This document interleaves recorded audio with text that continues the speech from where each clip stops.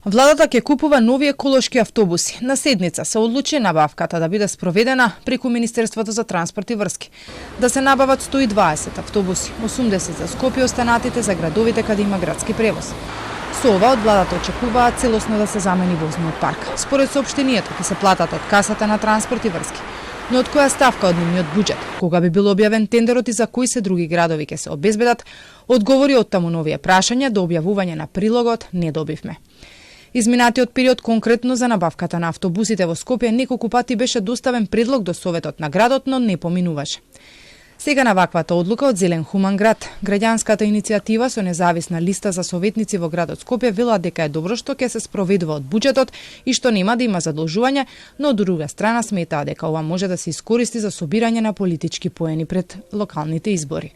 Оно што сметаме дека е неисправно овде е тоа што ова се прави дури во април, иако тоа веќе е четвртиот месец од новата година, а државниот буџет беше донесен уште на крајот на минатата година. И се знаело дека има доволно финансии за да се набават автобуси цело ова време. Втората работа што исто така не ни се допаѓа е што оваа одлука е донесена на овој начин, што може да се искористи како причина за собирање на политички поени и гласови на следните локални избори. Инаку ВМРО ДПМН е во изборната кампања за градоначалник на Скопје во 21-та година. Преку нивната кандидатка, сегашната градоначалничка Данила Арсовска, вети набавка на околу 250 нови екоавтобуси.